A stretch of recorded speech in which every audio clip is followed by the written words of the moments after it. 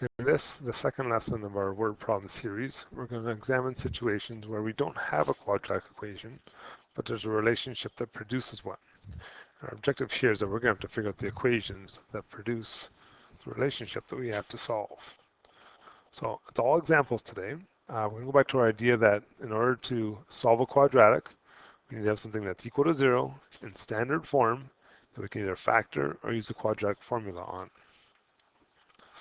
So, first important thing, read the question to figure out the important information. What does it tell us? What can we figure out? What do we know? So the sum of the squares of two consecutive integers is 113. Find the integers. So if I don't know something, I'm going to start with a let statement. I'm going to say let x equal, and this is going to be the first number. Now, a key in this question is that we use the words consecutive. So for example, the numbers 7 and 8 are consecutive. To get from 7 to 8, I have to add 1. 8 to 9, I have to add 1. I have to add 1, I have to add 1, I have to add 1. So if I don't know what the first one is, I know I can add 1, and I've got the second integer. And there's my two let statements, my two integers. It also tells us that when I square them and then sum them, it comes out to 113. So I can turn that into an equation.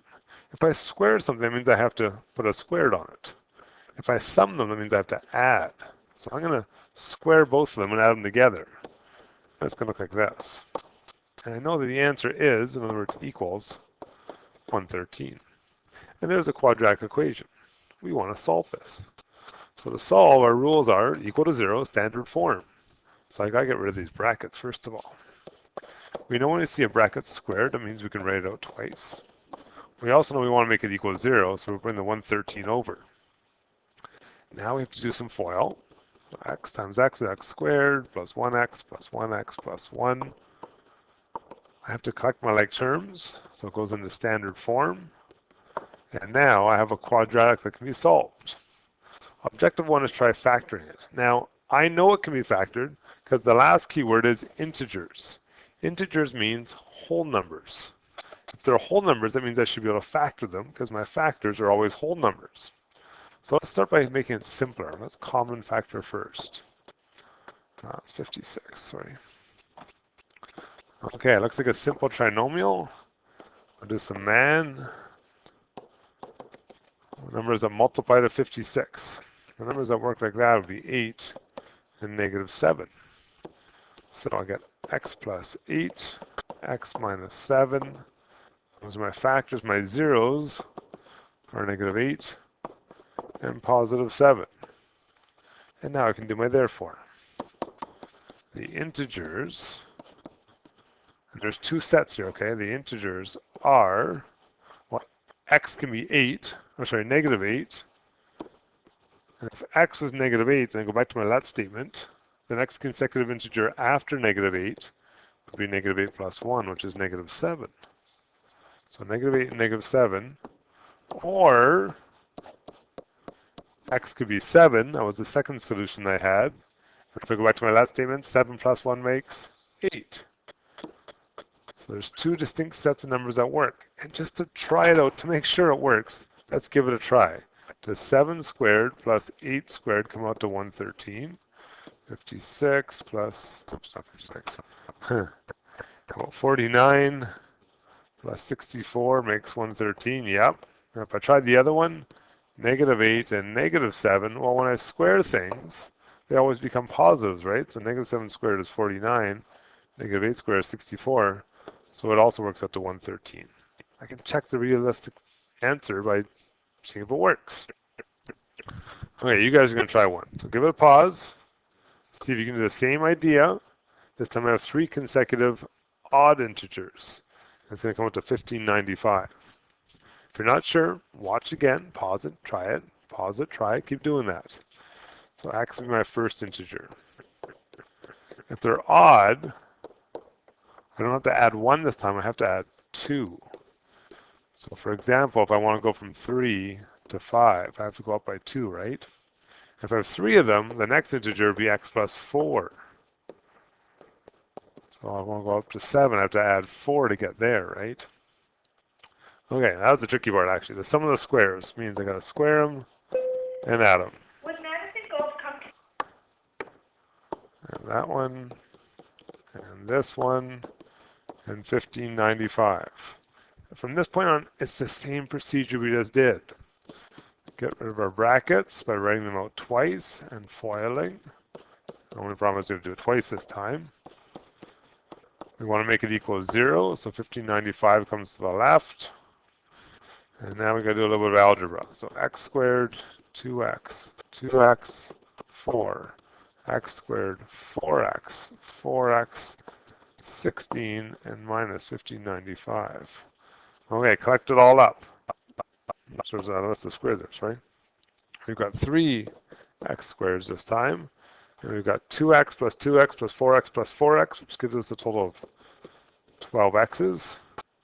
And then we got the 4 and the 16, and then we're going to minus 1595, so minus 1575.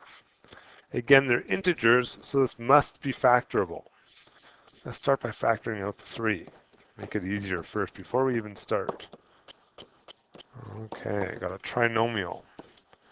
Big numbers this time. Man to 25, 25, and add to 4. So I've got to think of things that are 4 digits apart and multiply to 525. The numbers that work for that would be 25 and negative 21. So x plus 25. And if you couldn't think of those numbers, it's not the end of the world. Use the formula. You get the exact same answers. It'll just take you a little bit longer because you have to use the formula now, right? Okay, so there's my two numbers. So those aren't the answers. Those are the steps for the answers. The odd integers are, option number 1 is negative 25, or option number 2 is 21. Now we've got to figure out the other integers that go with them. So go back to your let statements. If x is negative 25 and we add 2, we get negative 23. And add 4, we get negative 21. Or if we start 21, we'll get 21, 23, and 25. Okay? Okay, let's try another one. Let's just practice today. Find 3 consecutive integers such that the product of the first and the last is 1 less than 5 times the middle. Oh, this one's confusing. Let's organize our thoughts. 3 consecutive integers. If they're consecutive, then I know for sure I got x plus 1, and x plus 2. They're one after each other. Okay, what else do they tell us? The product. Product means multiply the first and last. Well, I can do that. First times last. Okay, and that is 1 less than 5 times the middle. 1 less than 5 times. Well, I know 5 times the middle. 5 times the middle is 5 of those. And this thing is 1 less than this thing. So, if I want to make them equal each other, this thing is 1 less than this thing. That means if I add 1 to it, they'd be equal then, wouldn't they?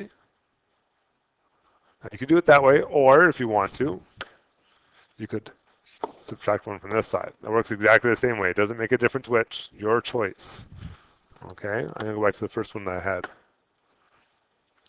I like that version better.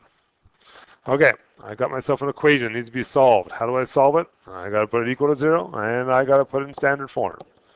So I'm going to expand my brackets on both sides.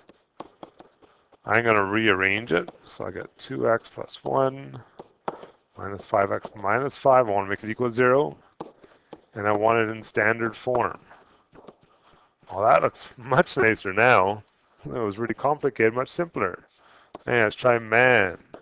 Multiply to negative 4, add to negative 3. What works there? Negative 4 and positive 1.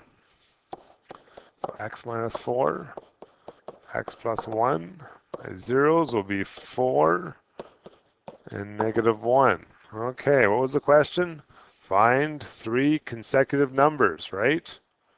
Okay, well, the numbers are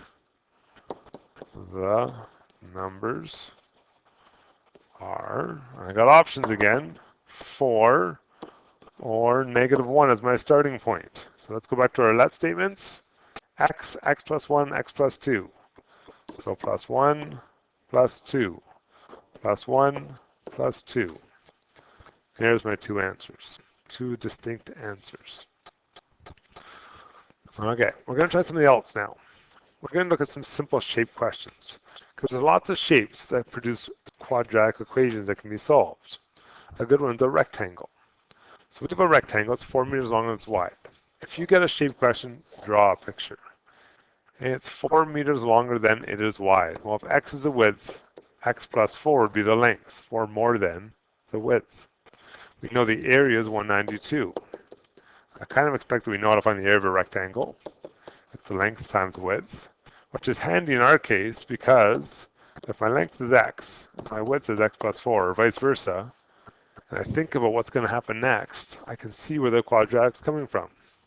Notice I filled in the area as 192 already. It's a quadratic equation to solve. So we'll expand our brackets. We'll bring the 192 over, and now we've got standard form equal to 0, ready to go. Let's try factoring. Can we do man? Anything multiply negative 192 and add to 4. And yes, there actually is, and you might have heard me slip there. The numbers are 16 and negative 12. Again, if you can't think of them, that's not the end of the world. Oops, not 6. Use the formula, totally fine, but I'm just trying to avoid it whenever I can, because it's a little bit faster, use factoring. Now this time I got two answers, but one of these answers doesn't actually work, because of the kind of question we're looking at. The three previous ones all dealt with numbers, but now we're dealing with dimensions. It's not possible to have a negative dimension. So we call this answer of negative 16 inadmissible. It comes out practically when we do our calculation, but we can't actually use it to draw our picture. Okay, so the question was, what is the dimensions? The rectangle is, it's 12. That has to be one of the answers. That's how big x is, right? And it's 12 meters. And then the other one, 12 plus 4 makes 16. So some of you are going to say, well, isn't that the answer that we had up here, this thing? And it's not. That's negative 16. This is positive 16. But a hint, those numbers should often appear in your question. Maybe the opposite version of it. Okay, last one. There's some times where we don't have two directly related sides. We don't have x and x plus 4. Maybe we have an x and a y. If we come across that situation, sometimes you're going to have to make two equations. We're going to look at an example like that in a second. If you have two equations, we have to try to fix that situation and get it down to one variable. Because we know how to solve one variable things, we do not know how to do two variable things. So let's take a look at the last example here. We got Richie. He's walking diagonally across the rectangular field. So just in terms of what we got already, rectangle field, he's going across the diagonal, and it's 15 meters. He then returned to his starting position along the outside of the field. So he's walking this way, and then around the outside of the field, and he made himself a triangle. Because this is a right rectangle, it has to be a right triangle, does it not? So really we know this situation. We also know the total distance he walked is 36 meters. Do you want to know what are the dimensions of the field? So here's our challenge. We don't know this side, nor do you know this side, and they're not related to each other. It doesn't say that one's slightly longer than the other. But what we do know is that the distance you walked, the total, the perimeter, is made up of an x, a y, and a, oops, place that there, and a 15. And we know our total perimeter is 36. So I'm hoping you would agree that even though I wasn't told that these two sides are related, I could figure out the relation between them. I could say that y, for instance, is 36 minus the x minus the 15, or in other words, 21 minus x. So now I've got things that relate only in the letter x. I start with a y, but I got an x, and a 15. That's kind of a really handy idea that if I can relate them to just one variable, it'll make my life easier. I may have to start with 2, but I want to get down to 1. Now, obviously I don't have an equation yet to solve, but there's something I know about right triangles, in particular the sides of them. We have this idea of a squared plus b squared equals c squared, Pythagoras, where a, b, and c are the 3 sides. Now, a and b are interchangeable. I use them as x and 21 minus x. C has to be my hypotenuse, the longest side. Now, this looks awfully like a quadratic equation.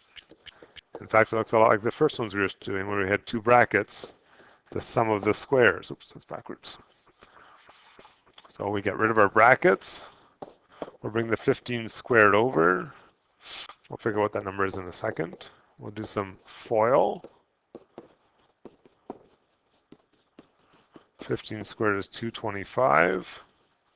We'll do our collecting, 2x squareds minus 42x's and plus 116 equals 0. Now, I want to try and solve this. I'm hoping I can factor it. Oh, sorry, not 216. I'm going to take out my common factor first. 108.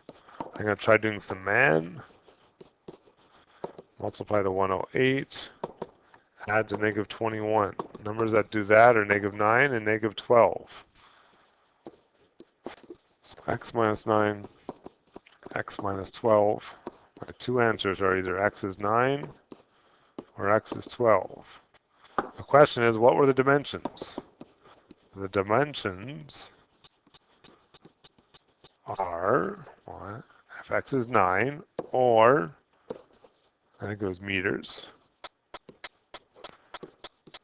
Let's see what happens. If we go back to the picture, we had x being 9, and we had the other one being 21 minus x. Well, if x is 9, 21 minus 9 makes 12. And if x is 12, 21 minus 12 is 9. What it's really saying is we don't know if this is a 9 or 12 and it's that shape, or if it's the other direction around and it's that shape. They're basically interchangeable. We can't tell them apart. Okay, so that's day 2 of word problems. Okay, our homework today is the handouts on the website. There's some practice questions. The answers are there. You can check them out. And we want to get familiar with these ones before we move to the last set of word problems.